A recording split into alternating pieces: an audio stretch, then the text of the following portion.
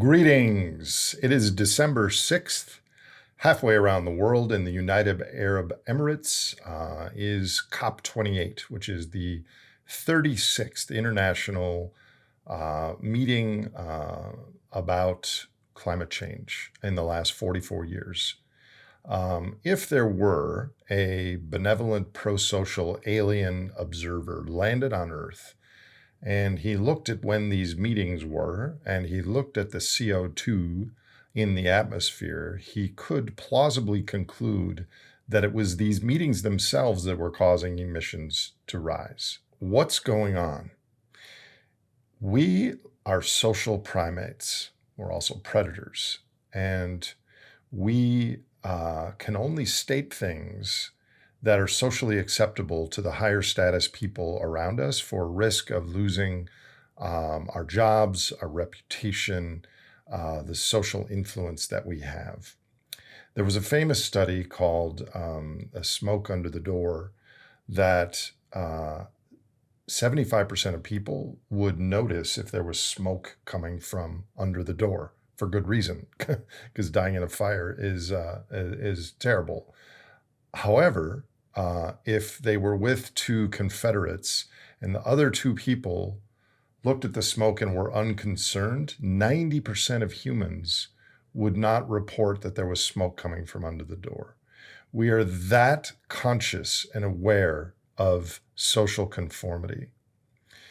The problem with these climate meetings is that we can't say our truths under a structure where the highest status silverback gorilla, male or female, has a different view and the narrative is different.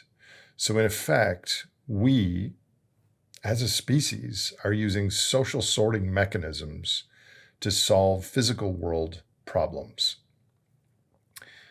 What if there was some technology that was able to allow all these high status humans in Dubai ask the questions that they really wanted to ask without any recourse to their status or reputation? It was a total anonymous technology. That's going to be the thought experiment of this, frankly.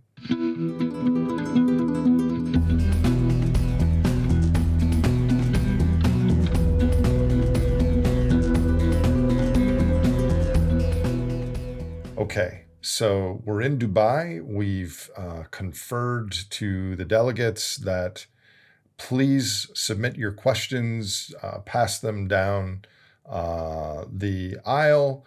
We know that your names are not on them and no one is going to know who wrote these things.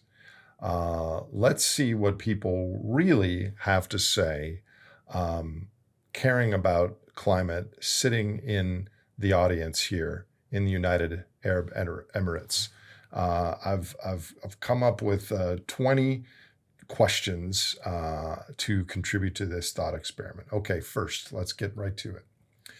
Can we all first agree that we have failed in these 36 meetings to limit global carbon emissions? And can we discuss why that is before we go any further? Here's another question. Does anyone else feel like they're at Burning Man? What is the difference actually? Okay. Oh, here's a long one. The world currently uses 19 terawatts of power continuously. Due to our focus on climate, we're now adding 1 gigawatt of solar PV capacity per day. Yay! However, to reach 19 terawatts at this pace would take 270 years.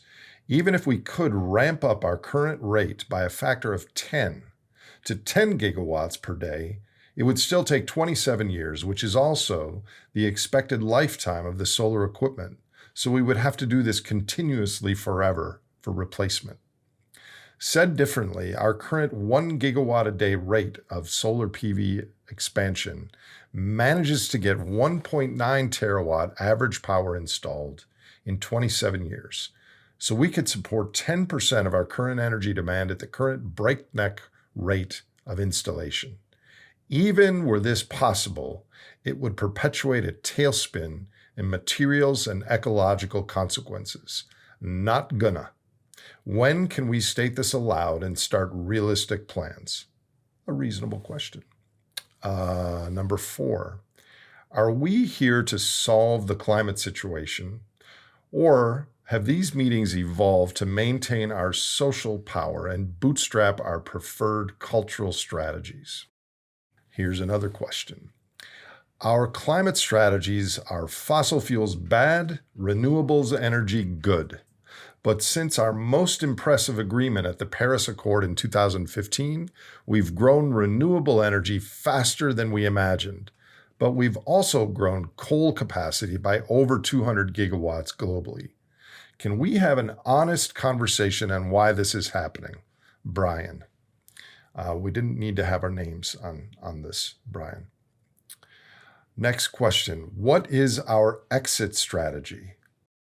Is that for the delegates? Is that for the concept of UN convening of parties? Is that for Earthlings?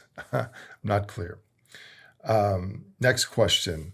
Why can't we just talk straight about demand and consumption levels as a variable?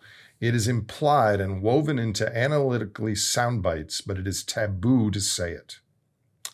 A reasonable question. Oh boy, here's another long one.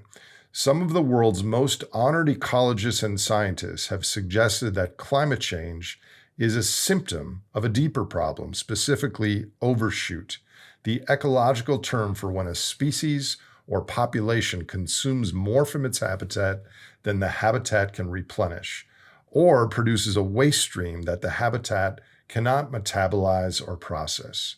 The drivers of ecological overshoot in all known cases, wolves in a watershed, algae in a lake, etc., are 1, population size and growth rate, 2, consumption quantity and growth rate, 3, waste stream content and growth rate, 4, ecosystem interface technologies, biological or mechanical, and 5, systems feedbacks.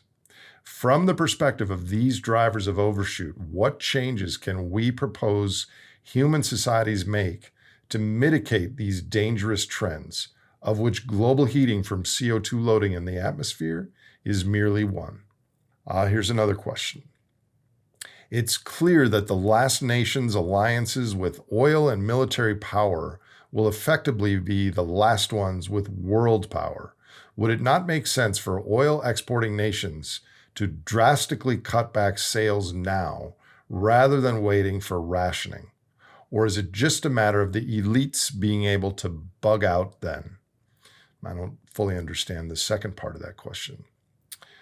What if every time reducing emissions was mentioned in the 4,900-page IPCC climate report, we replaced it with reducing energy and material use? Would that change our impact, or would it end our funding? Interesting question. Number 11. This is my 9th COP. I begin to wonder, how are these conferences different than arguing with a forest fire, but with good food? Next question. Can we really simultaneously optimize for CO2 emissions, equality within and between nations, and economic growth? Or do we have to pick 2? Or do we have to pick 1? Or do we have no choice at all? Number 13 of this sample of anonymous questions. After we return to 350 parts per million in our atmosphere with CCS, electric cars, and a tripling of efficiency, this august and brilliant group of humans should set our sights on even higher goals, bootstrapping AI into mining asteroids and terraforming other planets. I've written a book on this. C. Montgomery Burns. Okay. Next question. Would it be possible for everyone, before they speak at this plenary in the next 10 days, to preface their contribution by sharing one profound personal experience they've had in nature? Number 15. The inflection point of all-time oil availability is right around now. WTF do you propose to do when things start unwinding, globalization deconstructs, there are waves of financial failure internationally, and hydrocarbons become more of a strategic substance than a free market commodity? Or is that the actual plan? Number 16. I'm going to skip that one. Number 17. Are we the right people to be at this meeting? Climate is part of a much larger socioeconomic system. Is it time to move from convening of parties to converging of systems? A few more questions, and then I'll think I'll have made my point. There is a vast difference between climate effects to occur this century and the long-term Earth system effects. James Hansen and others are predicting PETM level temperatures, which would effectively erase large complex life from most of the planet. Are we willing to adopt accords based on avoiding a literally apocalyptic thermal maximum analogous to the one 55 million years ago, but far faster?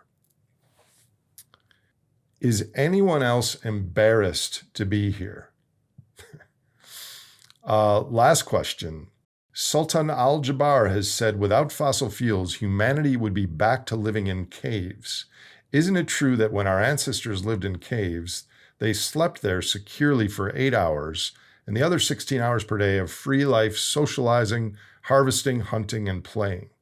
Modern humans spend 8 hours per day in a sleeping cave, 1 hour in a metal transport cave, 9 hours in an office cave, 5 hours projecting shadows onto a screen, and maybe 1 to 2 hours socializing. Is there a middle ground between our ancestors' caves and our current ones? The point of this, frankly, is to point out that we are social primates and there is a glass ceiling or a stainless steel ceiling on how much we can say in large groups of high status humans. And as the events of our world get more complex and more threatening, the delta between our real description of what's going on and what can be said at these meetings is going to get wider. The problem, of course, is this is no longer an academic smoke under the door situation. We now live in a smoke-filled world, and the stakes couldn't be higher. So I honestly do think this was a playful exercise, but at meetings like this and other high impact, high risk, high status meetings, maybe there could be some sort of technology where people could start the meeting by expanding the Overton window by asking questions without any personal attribution to them. I wonder if those meetings would be more effective. If you were at one of those meetings, what sort of question would you ask, given the state of the world right now? If you were sitting in Dubai at the convening of Party 28, what question would you ask? Thank you. I will see you next week.